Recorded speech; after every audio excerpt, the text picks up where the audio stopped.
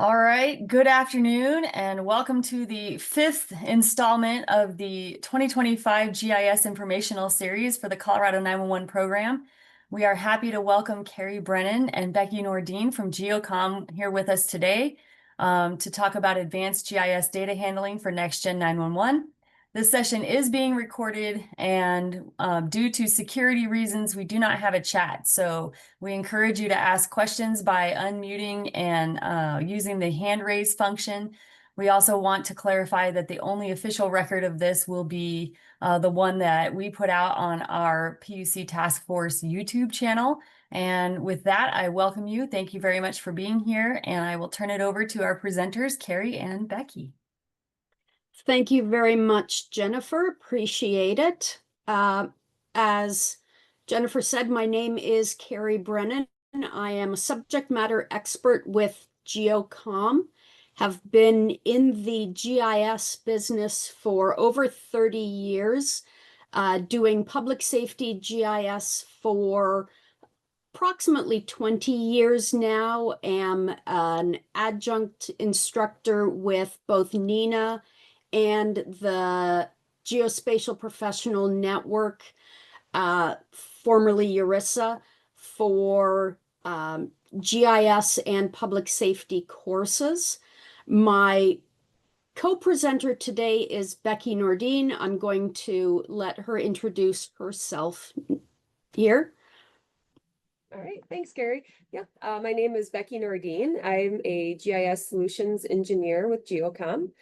I've been with GeoComm for just under 4 years now, and prior to joining GeoComm, I worked for 16 years at the local county that I live in, Vilas County, Wisconsin, where I administered the 911 database for emergency response. So altogether, have about 20 years in the 911 public arena when it comes to GIS. So happy to be here today.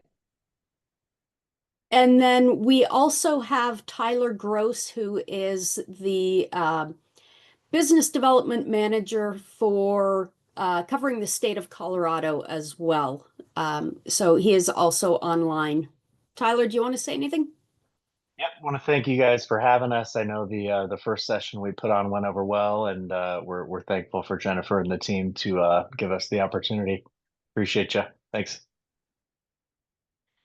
All right, so you really don't want to listen to us talk about ourselves, but you do want to hear us talk about indoor mapping and really what the purpose of this presentation is. So we're going to go through and talk about why indoor mapping is important, in particular in the 911 and public safety realms. We're going to talk about sub-addressing data, which is slightly different than indoor data, and kind of where that is coming from, where it is going to. We're going to talk about the integration of indoor data into Next-Gen 911, where that stands today, where it will be going. We're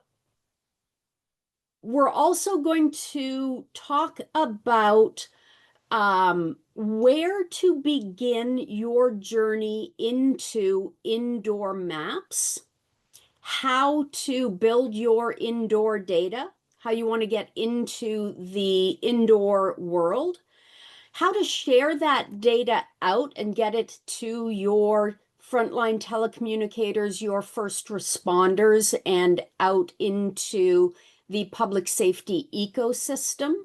And then I want to talk to you as well about vertical location and Z-axis.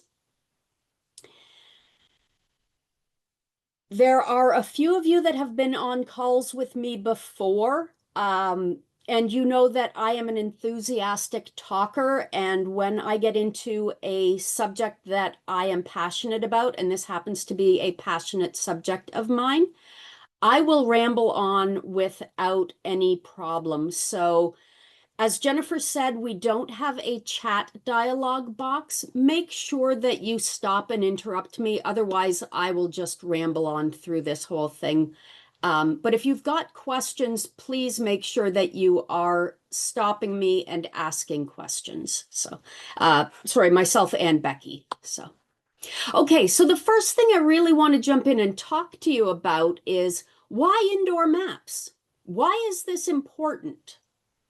Well, between 80 and 90% of all indoor call or of 911 calls are made from cellular devices today, depending on where you are, of course. And between 80 and 90% of our time is spent indoors. That's an NHAPS study that was done a little over a decade ago. I think COVID has changed that to be definitely close to the 90% time.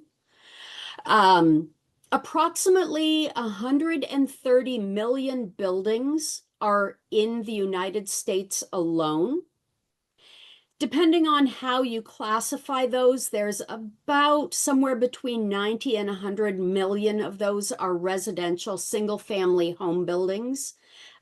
We care about those, but those are, I will say, of less concern than the 30 to 40 million buildings that are schools, sports and entertainment venues, government facilities, commercial buildings, and places where people congregate.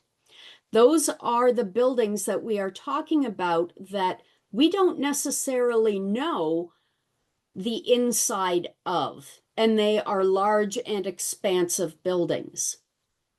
Because we spend so much time indoors and we're in places that we may not be familiar with, it's important to know that when you call 911, that the data that is delivered today through this device is giving accurate location information, both through X, Y, and Z axis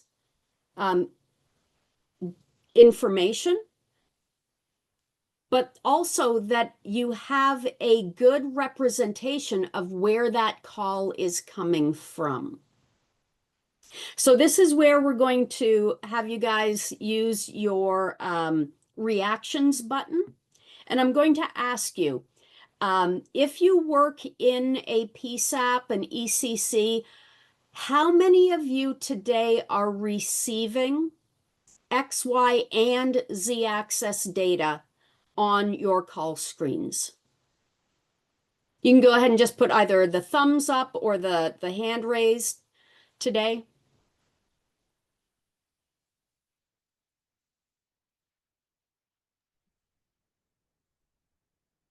I'm looking at the participant poll and I'm not seeing anyone, so maybe no one's receiving the X. Y axis. and Z axis data. Or if you want to come off of mute and just say, you know what, we're receiving it, but we don't have it turned on for display purposes, that's okay too.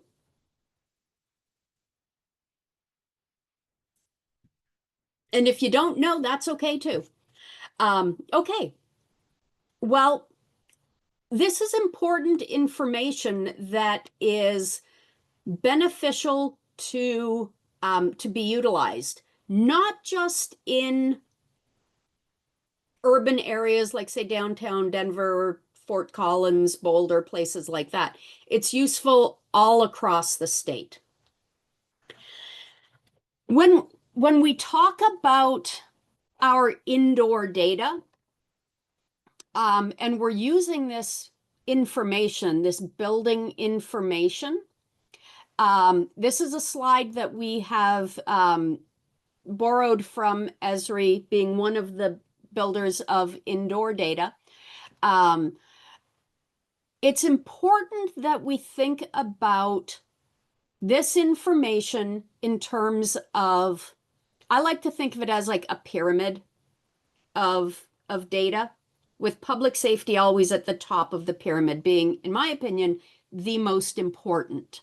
But when you are building out this information, indoor data, it's very important that we think of this data not as a single use data set, You don't want to build any GIS data that's going to be used just for one purpose. Becky and I were meeting yesterday about this presentation, and I said, do you ever watch cooking programs? Anybody here a fan of Alton Brown, the chef from the Food Network? He has a saying that you should never have a kitchen gadget in your kitchen that is a unitasker. And what he means by that is you should never have that one utensil in your kitchen that you can only use for one purpose. You know that gadget that you only use to like slice a banana? Which, by the way, if anybody is interested, Google the banana slicer on Amazon. The reviews of that is absolutely hysterical. But that's a unitasker. You can only ever use it just to slice a banana. And honestly, you know, who can't just pick out a knife and slice a banana? You want to build indoor maps so that they can be used for multiple different purposes. Safety and security, asset management, space management, occupant experience are all of the different areas in which you can build out proper GIS-based indoor maps that that can be used across the board. Now, the other reason that we want to build this data once and use it across all of these multiple pillars is cost effectiveness. Because if you're building it out for one specific group, but it's being used across multiple different groups, there can be cost sharing when it comes to building this data out. Another slide that I have borrowed, this one is from Nina. This one specifically originally spoke about all of the different groups and organizations that could benefit from the full implementation of NextGen 911.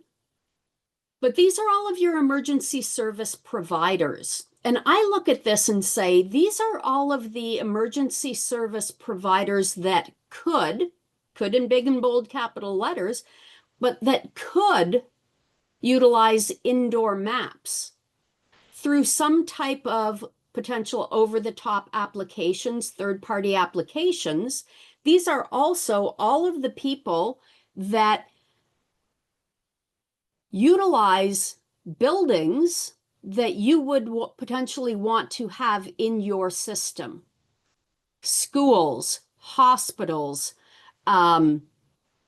Port Authority, federal buildings, state, local, tribal buildings are all of the types of buildings that you would want to have in your ecosystem to be able to see in the event of an emergency.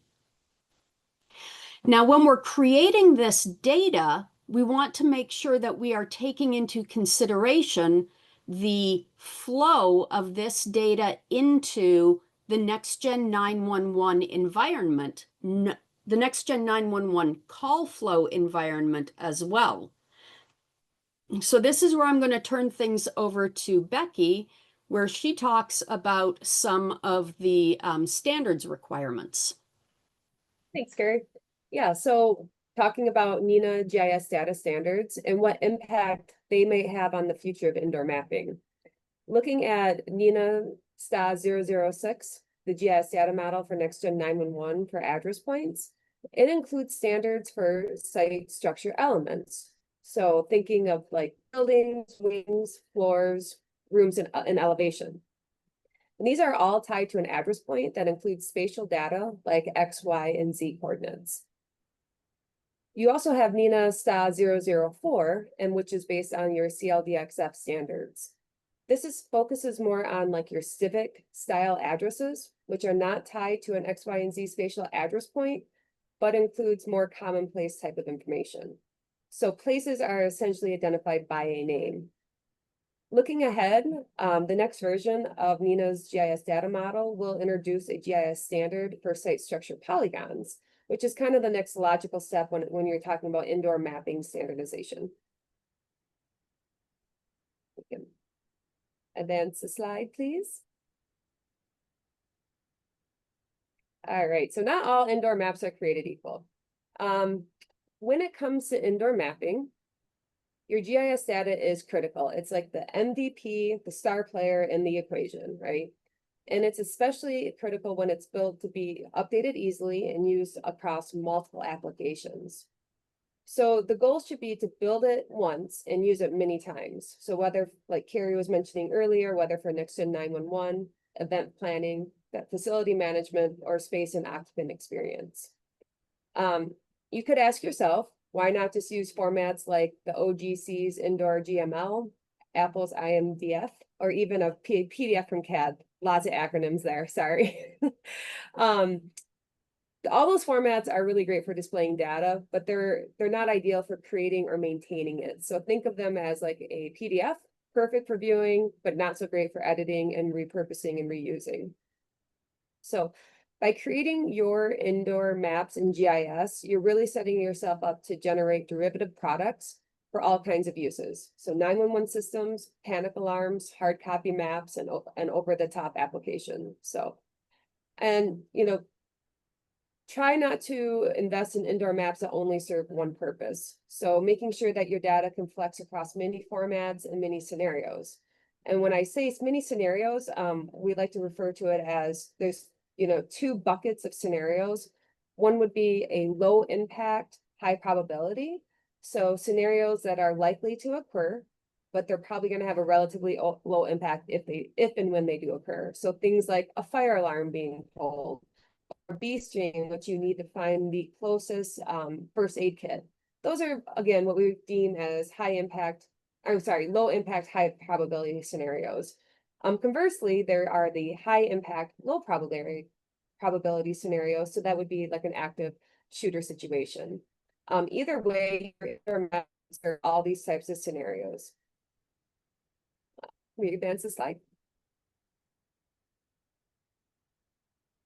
So at this point, you might be asking, okay, what buildings do you start? Where do you start with?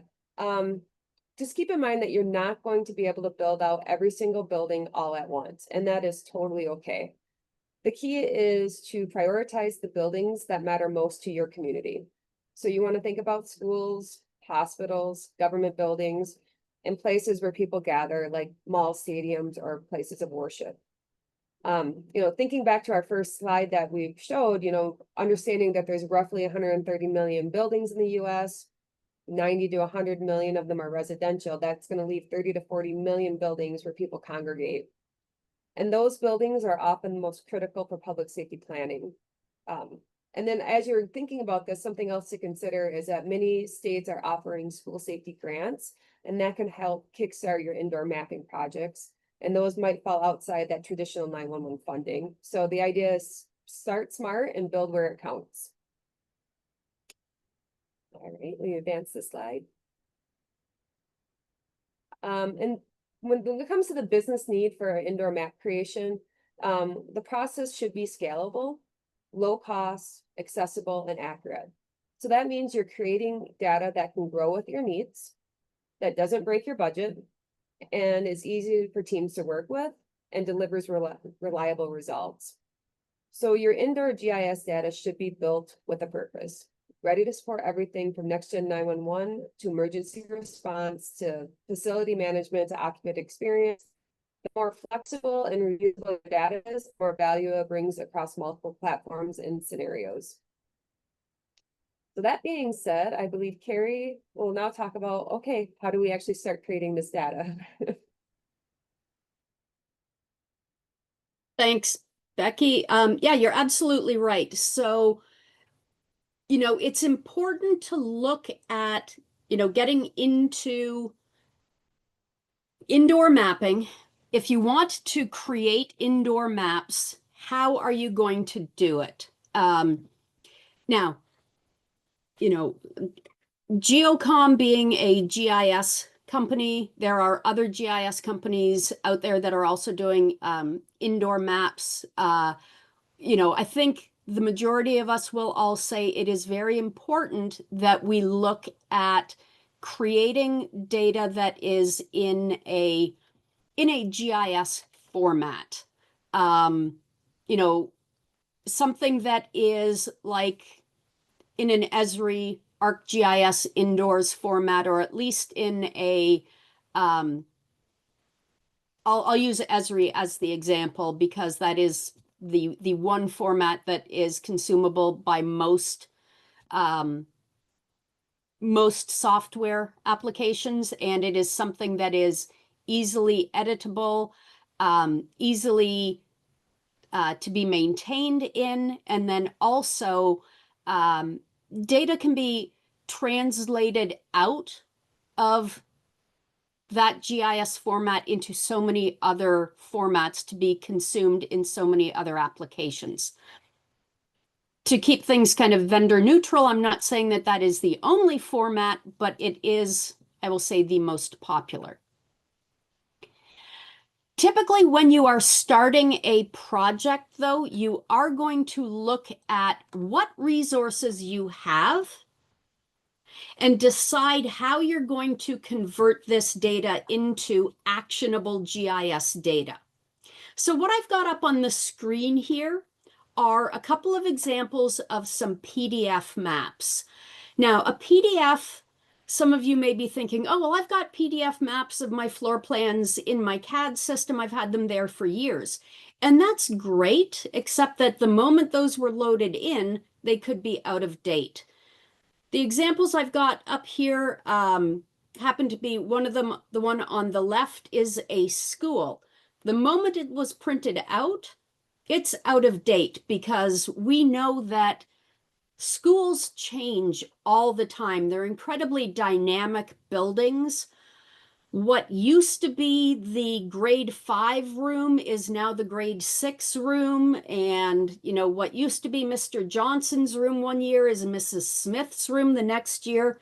And if there's ever an incident in one of those schools, children who might be calling 911 or a panic alert system that is going off and using an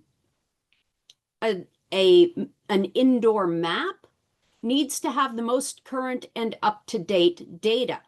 So if you've got a floor plan that's 20, 25 years old, because that's when the school was built, or, you know, a courthouse that's 150 years old, and you have the floor plans that were, you know, updated in the 1960s when the courthouse was last renovated, things have changed. So you want to make certain that you have the most current and up-to-date data. What we're looking at here is information that we would use to convert data into your GIS data. The reason we keep it in GIS is because it can be updated in near real time to keep the data current and fresh. The plan on the left is what we would consider as a really effective floor plan. The reason for this is it is a nice, crisp, clean floor plan, what I would consider first generation printout from a CAD drawing, computer-aided drawing or computer-aided design drawing, not dispatch. It has door swings visible on it. This image, though it might be a little hard to see on your screens, all of the rooms are nicely labeled, so we know what the rooms are. The plan on the right is what I would consider a less than ideal plan. The reason for this is it's been printed out, it's been written on, it's been rescanned in, and that's why it's kind of skewed somewhat. It doesn't have door swings in it, it just has gaps. And when we're using this information in a PSAP and on some of those over-the-top applications like panic alert buttons or panic alert systems, it's important to know things like the door swings and which way the doors open for when for when people are breaching doors, things like that. So because we don't know if the plan on the right has been scaled larger or smaller during its printout and rescanning, things like that, it's much more difficult to scale it over top of aerial photography when the data is being built out. Other types of data that are really good are CAD files. These are excellent because we can go in and turn on and off the layers that we don't need, getting just down to the specific features that we want, and then converting that data. Now, what happens when you do have that 150 or 200-year-old building and there are no plans available? Does anybody work in a really, really old courthouse?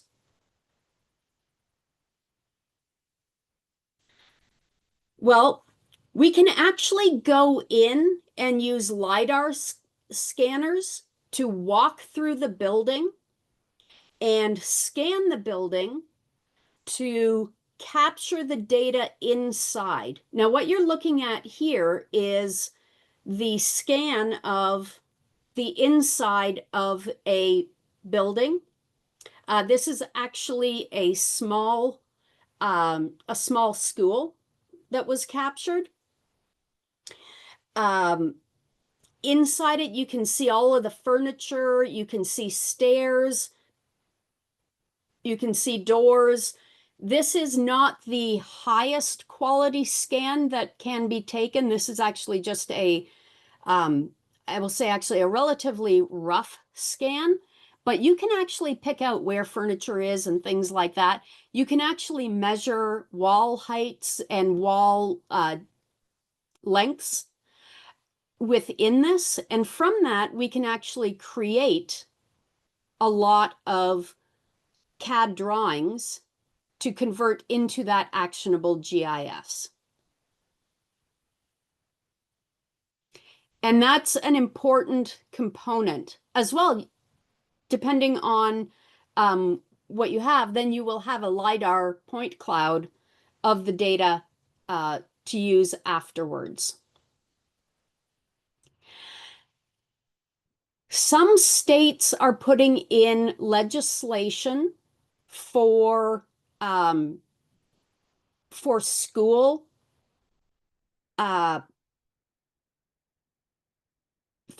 mapping grants. Often this is associated with critical incident mapping and associated with a version of Alyssa's law. Alyssa's law, if you are not familiar with that, is a law that was implemented in Florida after the Parkland shooting that is related to the need for panic buttons in schools. Panic buttons in schools are fantastic, but if you have a panic button that says I'm in room 207, but you don't know where 207 is, it's very difficult to understand that. You have content without context. So you need to have that indoor map to understand where 207 is in relation to the nearest stairwell, the nearest outside door. Does that door allow people to come in or out? Information like that. Where are all of the fire extinguishers, AEDs, and fire poles, camera locations, all of that information. Some of the laws that have been implemented include that there need to be floor plan verification that occurs. which means that a field crew needs to walk each building to add any public safety points of interest, and those would be those fire extinguishers, locations of hazardous materials, water main shutoffs, gas main shutoffs, confirm the accuracy of the floor plan, which basically means, is room 205 actually labeled as room 205? And then label all of the entrances and exits as well.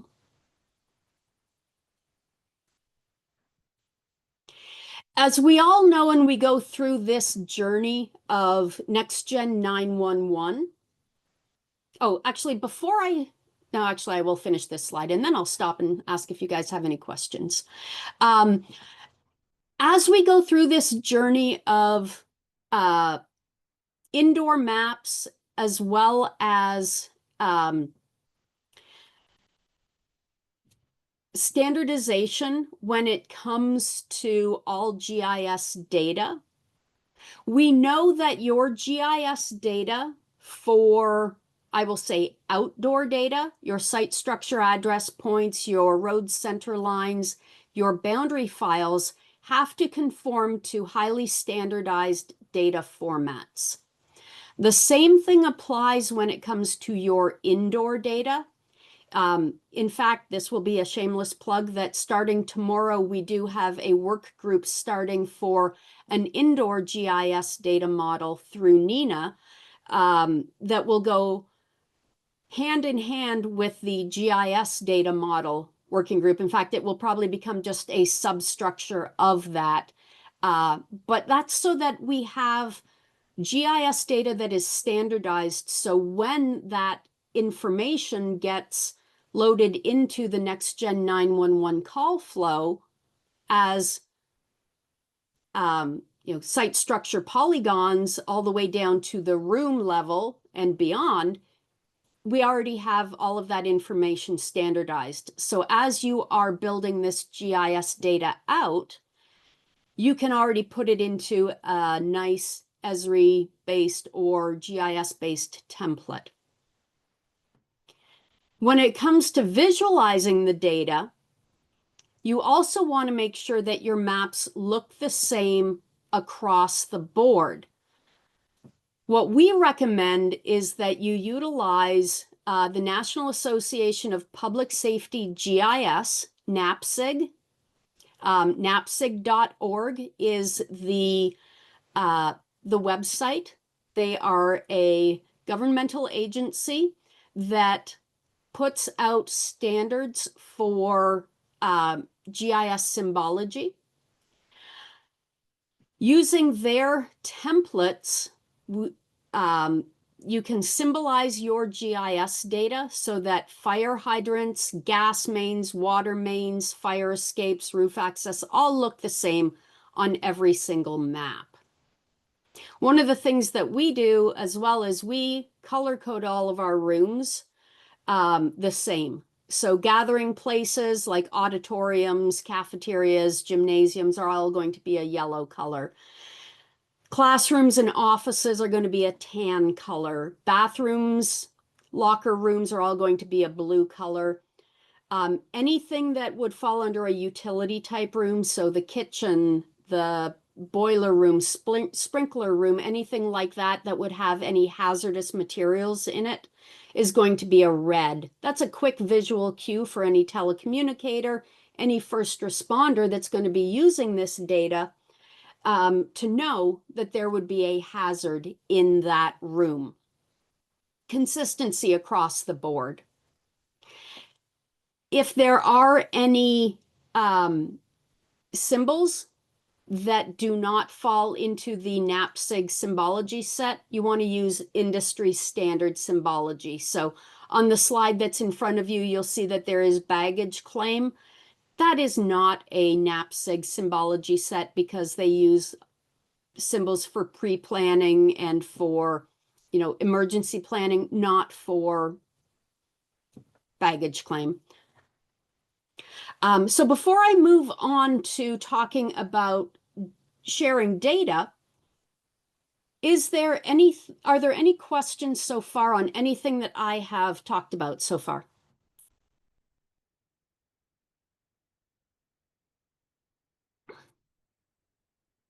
You guys are going easy on me. Or are you just saving it all up till the end?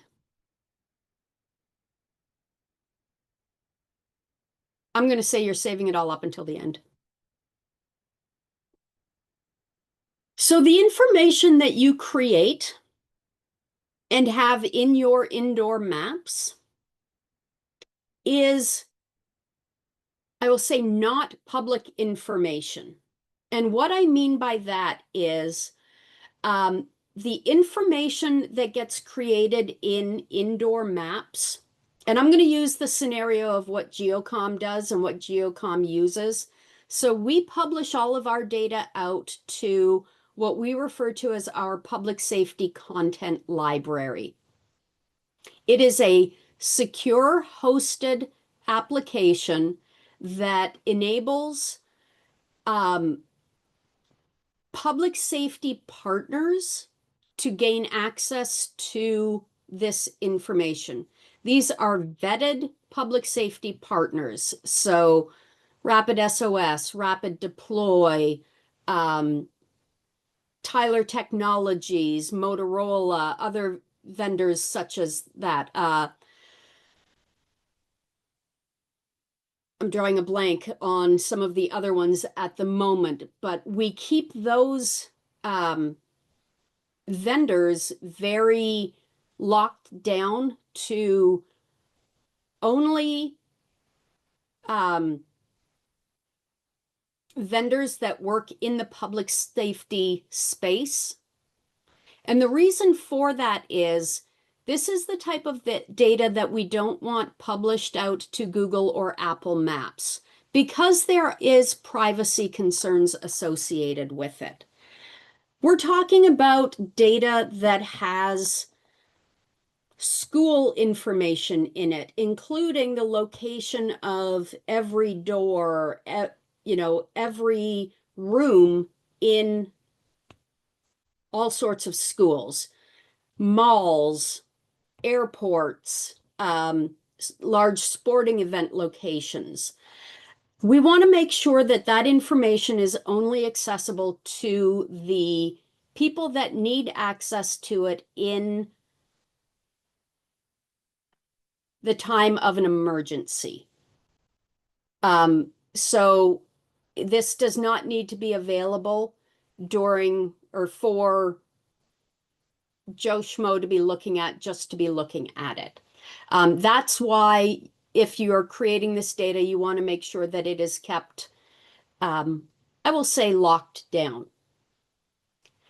If you are working with a vendor to create this data, you want to make sure that you retain ownership of the data as well.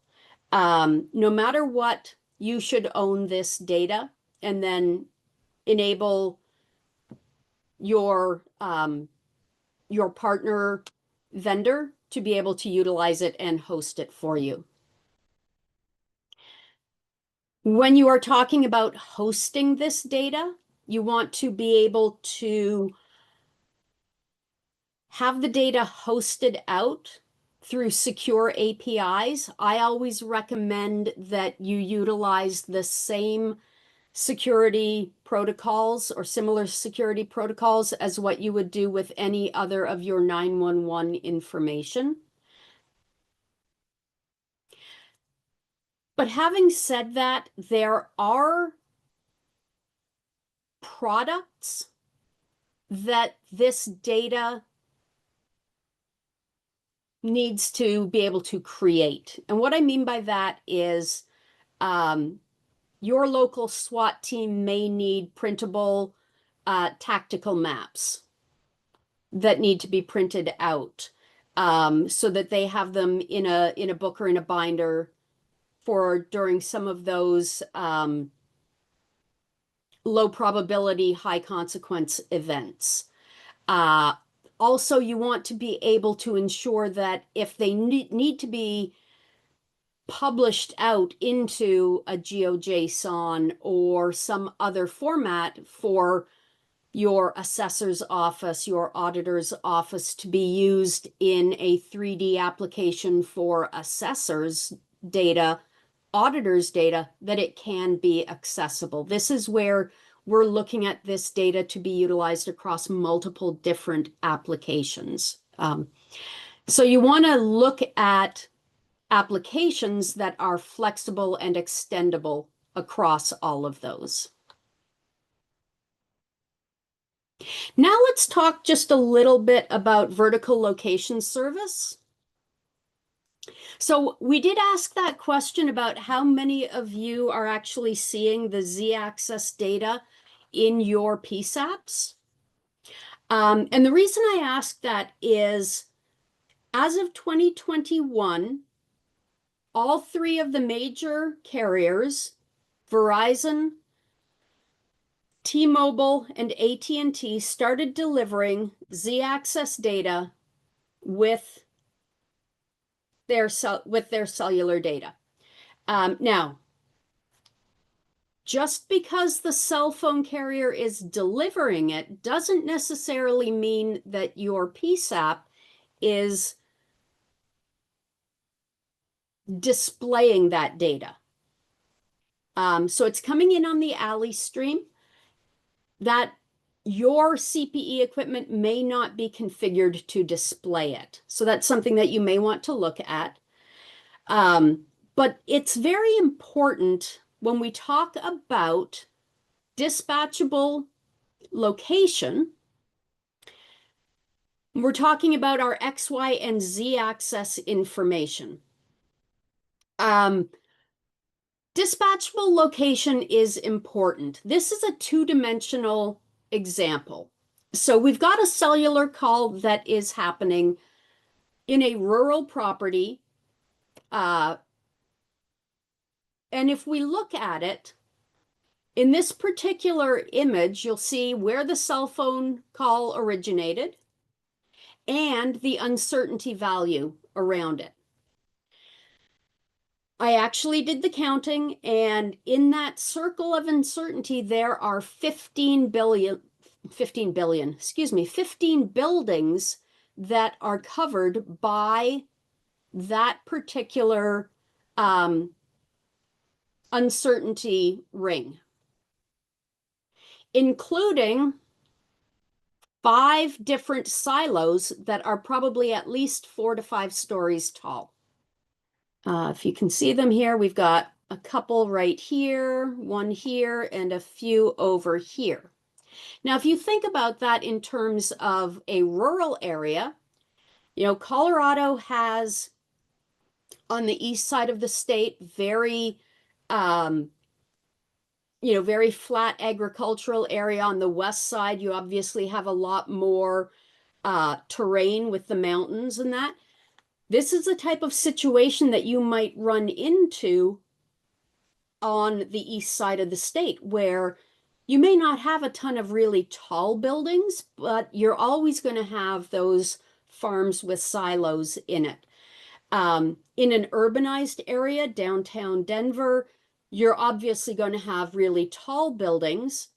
I'm going to a conference in Denver in October, and I'm unfamiliar with the Denver area. I've only been there once or twice.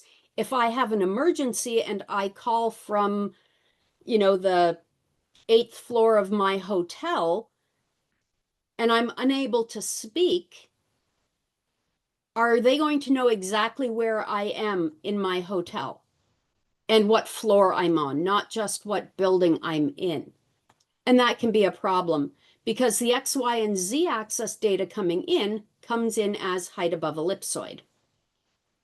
This is where I said I get really geeky and passionate about this topic, and I'm one of the few people that actually understands what height above ellipsoid is.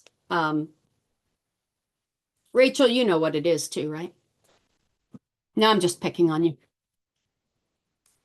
So height above ellipsoid, for those of you that don't know, is basically this theoretical model of the Earth if it was a perfect ellipse.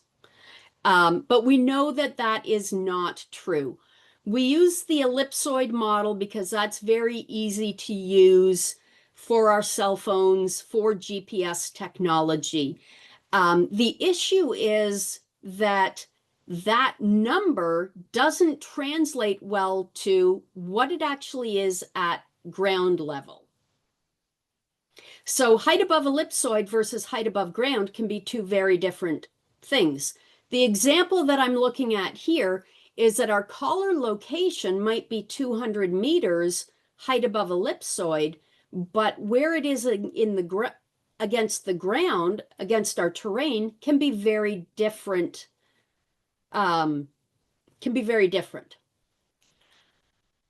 In the shop on the right,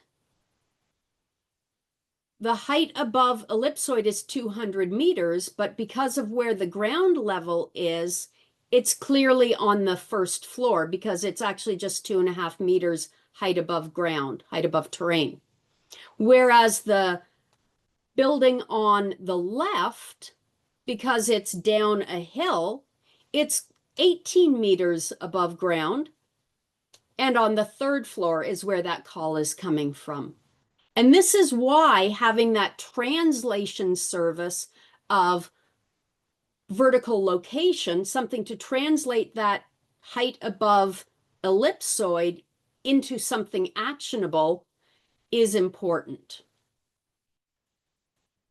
So what we do is we basically take our X, Y, and our Z axis, which, by the way, where I live here in Indiana, my height above ellipsoid is -33 because the ellipsoid model is actually below what the terrain level is. A frontline telecommunicator would see -33 coming in, and they would go, oh, hey, that person is actually below ground, which is not the case. I mean, technically for me it is because I work in my basement, but I took that measurement when I was actually at ground level. So what do? We actually take this information, we convert it into the X and Y location and the Z axis, where that is in relation to the ground level, and we convert that into a dispatchable location that includes the address, the floor. With indoor maps, you can get all the way down to a room number, and then obviously the city and the state as well. This is just an example of the interface that GeoComm has. If you happen to be using Rapid SOS, this is available to you. They call it their floor aware system. So you can click on that and it will give you this information. So it's telling you that a building was detected, what it is, what the height above ground is, what the confidence value is, and what floor the collar is estimated to be on. And then basically, it includes also kind of a 3D shell, and then that red cylinder is where in that building that call would be coming from. We also have the ability to display this information on your 3D or on your indoor maps as well. And with that, we've got about 10 minutes left, so I'm going to open things up to questions.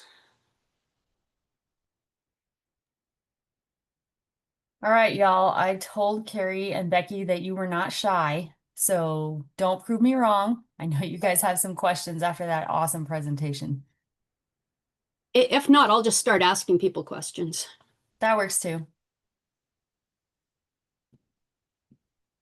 Pop quiz. Yes, exactly, Ryan.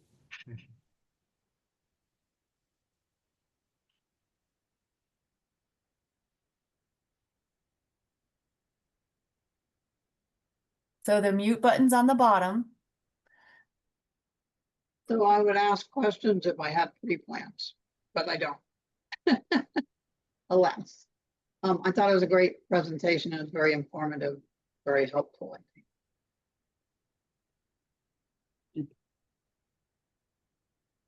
Yeah, this is Joanne Ryan from Littleton Police.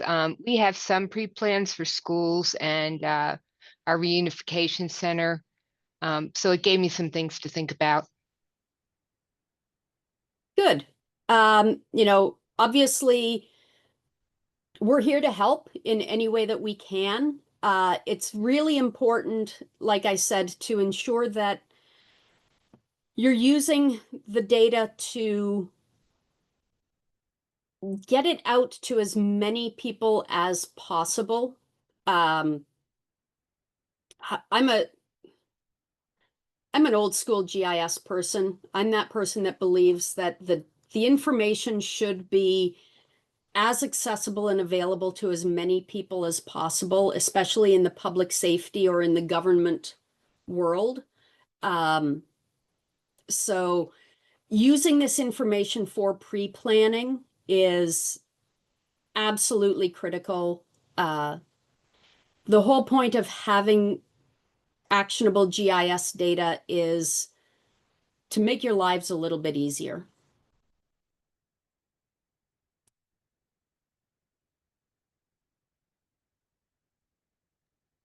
That's awesome, Carrie. Does anybody else have any questions or comments?